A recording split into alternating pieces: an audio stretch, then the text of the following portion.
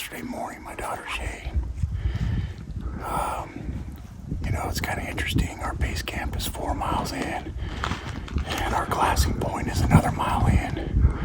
And we are now hoofing it a good hour and a half before daylight to try to get another mile in to get set up on a knob to try to be in position for some target bucks that we found scouting.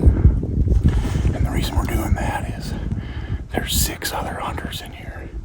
We came across 6 other dudes yesterday. And so there are no secret places in the state of Arizona. We are literally 6 miles in, and we have other hunters to compete with. But we're hoping that the game plan we came up with last night, we got our dad up there on top with Shay. They're going to be able to have a good vantage point in glassing, and then we're going to be pretty up close and personal, anywhere from 300 to 600 yards from where these bucks pretty much hang out and feed and bed. So we're hoping, because last night those 3 hunters made a move and got up above kind of where those target bucks are at. So we'll see what happens. But that's the update, day 2.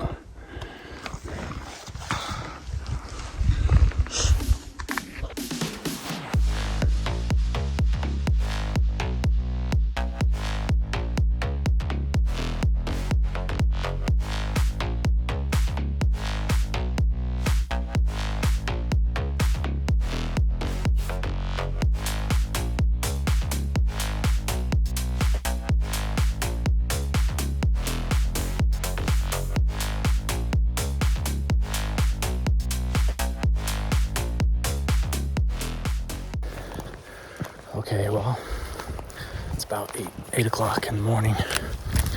It's been super windy. We've only found a couple of does. And those 6 hunters are all over here in this area.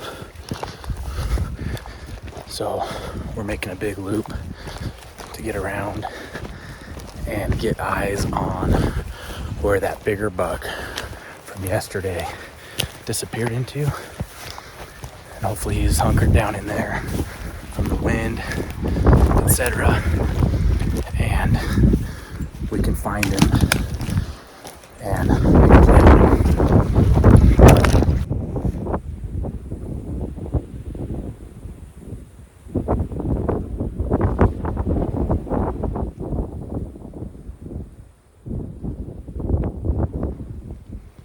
It's very, very windy. It's not good. Okay, so it's Saturday. It's 1 p.m. And Justin, Tanner, and I just came back down from where we've been at this morning, chasing those bucks. Super, super windy. Probably 20, 25, gusting to 30, 35. So I'm going to go get Shay and Grandpa from up on this point. They're about half a mile away, and bring them down to where we're at. It's some good country we haven't glassed yet or gotten into yet.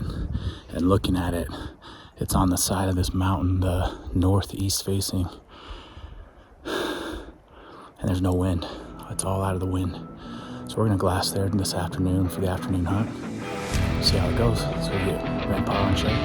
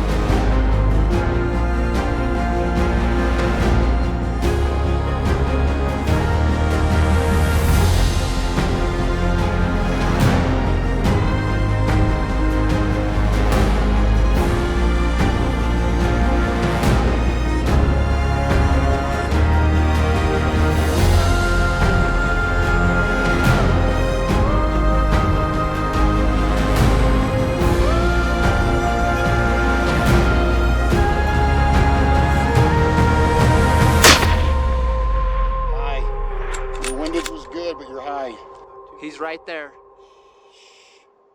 Sorry. About 2 feet. No, you're about a foot over his back. You still there? Yep. He took 2 steps to the left. He's behind that burnt tree. He just came out. He's broadside again.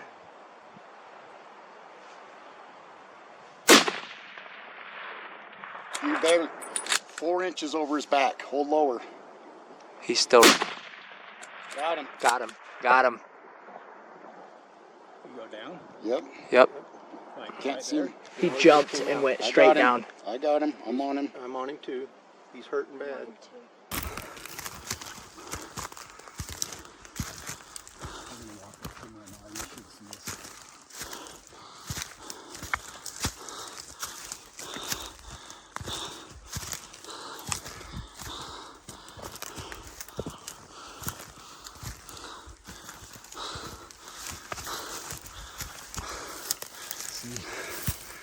That's where I hit him. Yeah. And that might have been. That's where I just hit him. Yeah. Well, to me, hunting, you know, there's lots of different ways to describe it, but to me is family as well. And I think that's the way that we were raised, and the way I grew up hunting was with my family. So going with my dad, going with my brothers, and then bringing my kids out as well. I think it depends on how you got into hunting.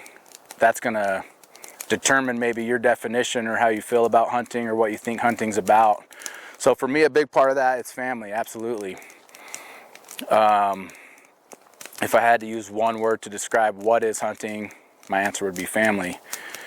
But another thing that I think of is, for me, and maybe more recently in the last few years, hunting for me is a time that I can get away from, you know, the day-to-day grind of work and stress, and whether that's financial or business or whatever it might be, and to kind of unload that mental load and get away, not have to think about that stuff, not have to focus on that stuff, and be able to recharge in a way that I'm with my family, I'm spending time with my family, I'm in, you know, this beautiful country, and I'm able to just unplug and just be out, you know, be out in the wilderness. And for me, that's one of the best ways, if not the best way, that I can disconnect from all the worldly cares and recharge and be able to come back and be more present, be a better father, be a better business owner, be a harder worker, because it just recharges those batteries for me. It gives me something to, you know, kind of look forward to and work towards, you know, throughout the year, getting prepared for, getting ready for.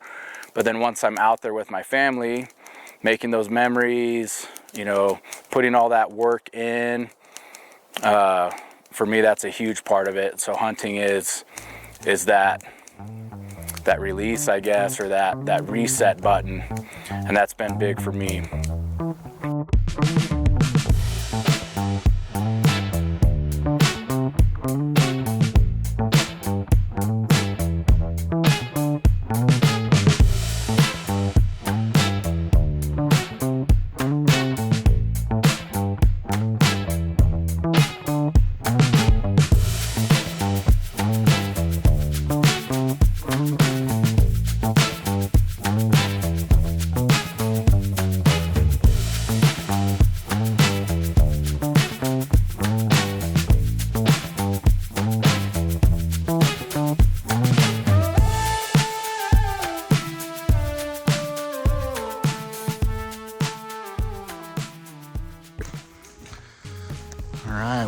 Sunday morning, give you a little overview of our updated camp situation.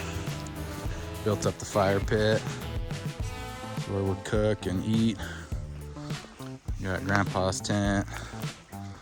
We got our covered tarp area, hangout area. We got my buck and Shay's buck hanging out. All the meat cooling off. We're gonna hike those out today as well. Mine and Tanner's tent, Justin and Shay's tent. So a beautiful area right here in the pines to come back to and have our camp. So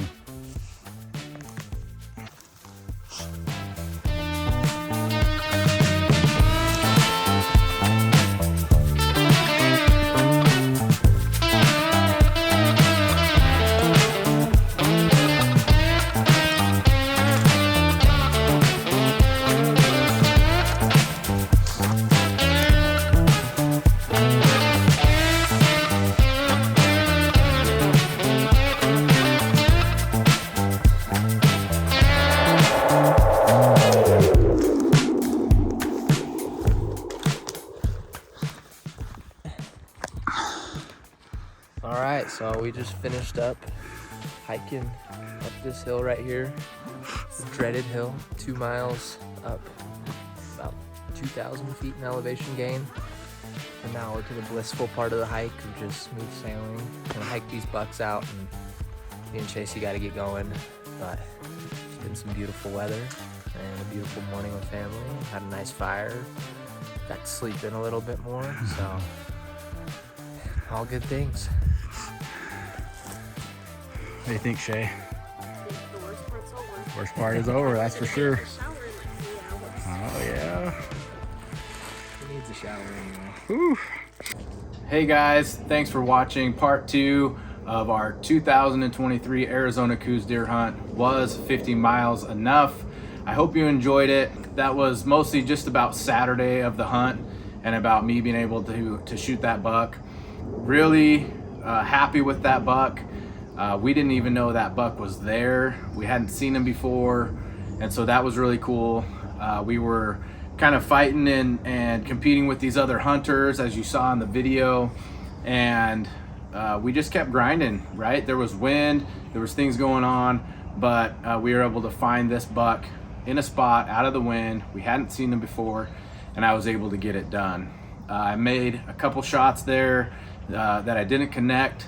After kind of looking over some things, I had dialed on my rifle for like 700 yards, and he was 635 yards, so I was hitting high.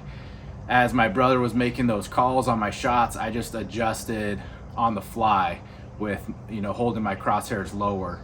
So I was able to quickly on that third shot finally connect with him and get that buck down. So I was really happy with that.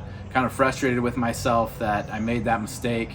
But from the time that I glassed up that buck to the time that I shot that buck was just a few minutes. Really grateful for my brother and my dad. They were making kind of calls as far as like, hey, he looks like he's about as wide as his ears, maybe just inside his ears. Hey, his G2s are maybe 6 to 7 inches long. His G3s are, about this long, and kind of giving me some information that I can make that decision on. It's hard to tell on the video, but he was down in this really thick cut, kind of on this ledge. You kind of see him work his way down into the cut, but I just kind of made a quick decision. I'm super happy with how it turned out. I knew he was going to be a good buck, and he is to date my biggest buck. And so that's what I wanted to accomplish on this hunt. I wanted to kill a buck that was a mature buck, but also that if I could beat the biggest buck that I had up until that point, I would be really happy. So I'm glad it worked out. Again, thanks for watching. Really appreciate it. I really hope you guys are enjoying these videos. Please, if you are, subscribe to the channel, like the video, comment on the video, tell us what you like, what you don't like, and we'll definitely take that into consideration. But the biggest thing for us is if you can subscribe to the channel. That is huge for us.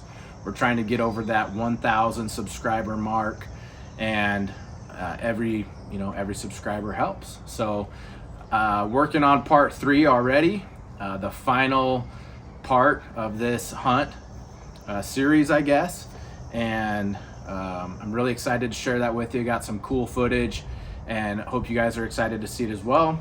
Thanks guys, and see you on the next one.